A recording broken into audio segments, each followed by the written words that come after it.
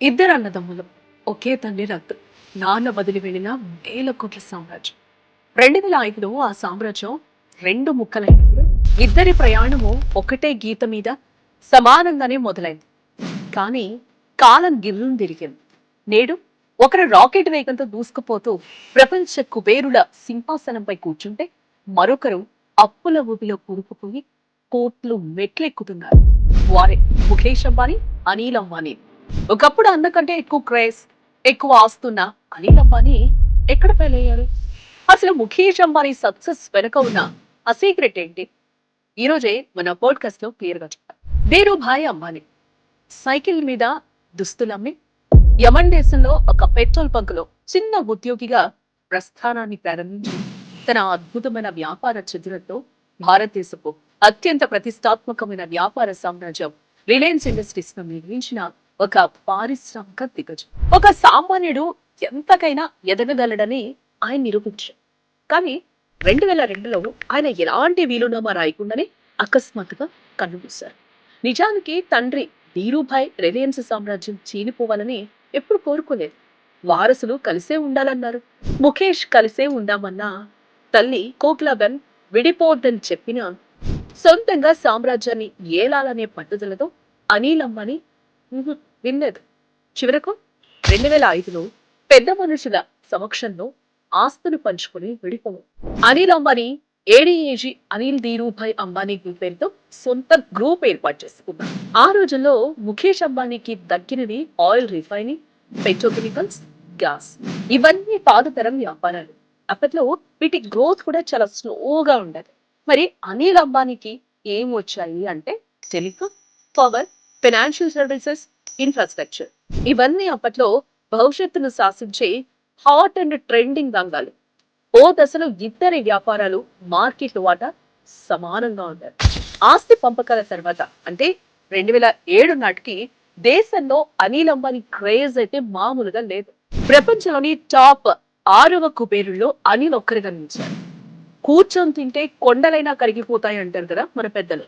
కానీ కాస్త తెలివిగా ఉండకపోతే బిలియన్ల సంపదైన హారతి కర్పూరం అయిపోతుందని అనిల్ అంబానీ నిరూపించారు.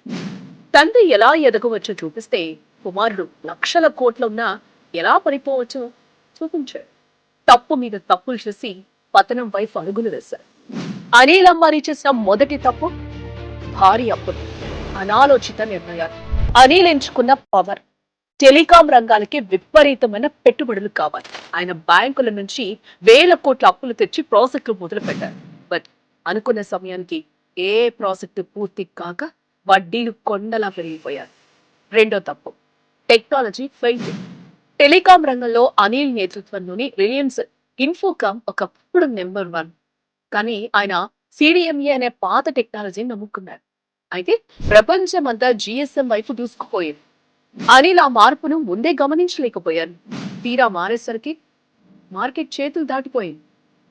ఇక మూడోది సొంత అన్నతో గ్యాస్ వివాదం. అనిల్ రిలయన్స్ పవర్ కోసం ముఖేష్ కంపెనీ నుండి తక్కువ ధరకే సహజ వాయువు రావాలని పాత ఒప్పందంపై ముఖేష్ కోర్టుకెళ్లారు. సహజ వనరులు ప్రభుత్వాన్ని అన్నదమ్ముల ఒప్పందాల ప్రకారం ఇవ్వలేమని సుప్రీంకోర్టు తీర్పు ఇచ్చింది. అంతే, అనిల్ పవర్ ప్లాంట్లకు గ్యాస్ దొరక్క భారీ నష్టాలు మూటగట్టుకున్నారు. ఇక నాలుగోది అదుపులేని విస్తరణ, నిధుల మళ్లింపు. ఒక వ్యాపారం స్థిరపడక ముందే సినిమా రంగానికి, డిఫెన్స్ రంగానికి విస్తరించారు. ఎక్కడ క్యాష్ ఫ్లో లేకపోవడంతో అన్ని రంగాలు ఒకేసారి పాతాళానికి పడిపోయాయి. దీనికి తోడు రిలయన్స్ హోమ్ ఫైనాన్స్ సంస్థ నుంచి పెద్ద ఎత్తున డబ్బులు మళ్లించినట్లుగా తేలడంతో సెబీ ఆయనపై 25 కోట్ల భారీ ఫైన్ వేసి 5 ఏళ్ల పాటు సెక్యూరిటీస్ మార్కెట్ లో పాల్గొనకుండా నిషేధం విధించింది. చివరికి పరిస్థితి ఎంత ఘోరంగా తయారైందంటే చైనా బ్యాంకులు బ్రిటన్ కోర్టులో వేసిన పిటిషన్లకు సమాధానంగా 2020లో నా వద్ద చిల్లికవ్వలేదు, నేను దివాళా తీశాను అని అనిల్ అంబానీ స్వయంగా యూకే కోర్టుకు అఫిడవిట్ సమర్పించారు. అంబానీ అంటే సంపదకు చిహ్నం కదా. కానీ అంబానీలోనూ పేదలుంటారని ఆయన నిరూపించాల్సి వచ్చింది.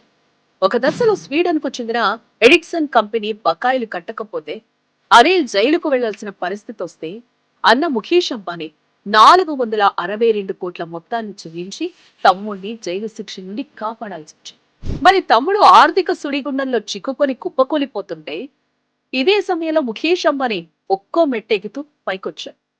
ముఖేష్ అందరిలా ట్రెండ్ వెనక పరిగెత్తలేదు, ట్రెండ్ ని క్రియేట్ చేశారు. అందరూ బోర్ కొట్టే బిజినెస్ అనుకున్న ఆయిల్, పెట్రోకెమికల్స్ ను ఆయన తన క్యాష్ కౌలా వాడుకున్నారు. ఆ వ్యాపారాల ద్వారా నిరంతరం భారీ లాభాలను సృష్టించారు. గుజరాత్ లోని జామ్నగర్ రిఫైనరీని ప్రపంచంలోని అతిపెద్ద రిఫైనరీగా మార్చి లాభాల సామ్రాజ్యాన్ని సృష్టించారు. ఆ పటిష్టమైన పునాదితోనే తదుపరి సామ్రాజ్యానికి ప్లాన్ వేశారు. చమురు రంగానికే పరిమితం కాకుండా రిలయన్స్ రిటైల్ ద్వారా దేశంలోనే అతిపెద్ద రిటైల్ నెట్వర్క్ ను సృష్టించారు.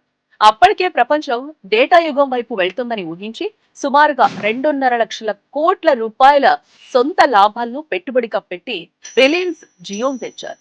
ఉచిత వాయిస్ కాల్స్, అత్యంత చౌకైన 4G డేటాతో మార్కెట్లోకి దూసుకొచ్చి ఎయిర్టెల్, వొడాఫోన్లనే కాదు, సొంత తమ్ముడు అనిల్ కు చెందిన ఆఖరి ఆశ ఆర్కామ్ ని కూడా పూర్తిగా క్లీన్ స్వైప్ చేసేసారు. టెలికాం రంగంలో ఏకఛత్రాధిపత్యాన్ని సంపాదించారు. అక్కడితో ఆగలేదు, రిటైల్ రంగంలో విప్లవం తెచ్చారు. నేడు ఫేస్బుక్, గూగుల్ లాంటి ప్రపంచ దిగ్గజాలు జియోలో పెట్టుబడులు పెట్టేలా తన సామ్రాజ్యాన్ని ఆకాశమంత ఎత్తుకు తీసుకెళ్లారు ముఖేష్. అంబానీ సోదరుల కథ మనకిచ్చే బిగ్గెస్ట్ లెసన్ ఏంటో తెలుసా? ఇది జరగడానికి తరాలు పట్టే. ఒకే తండ్రి పిల్లలు, ఒకే రకమైన ఆస్తులున్నా ఒకరిని అతిగా అప్పులు చేయడం, అనాలోచిత నిర్ణయాలు, మారుతున్న టెక్నాలజీని తక్కువ అంచనా వేయడం, పాతాళానికి తొక్కేసి అనామక అంబానీగా మిగిల్చేస్తే, మరొకరి దీర్ఘకాలిక వ్యూహం, క్రమశిక్షణ, టెక్నాలజీని ముందే ఊహించే విజన్ ఆకాశానికి ఎత్తేశారు. ఈ బిజినెస్ ప్రపంచంలో లేదా జీవితంలో నువ్వు ఎలా మొదలు పెట్టావు అనేది ముఖ్యం కాదు. మారుతున్న కాలంతో పాటు నిన్ను నువ్వు ఎలా మార్చుకున్నావనేది విజయానికి అసలైన సూచన.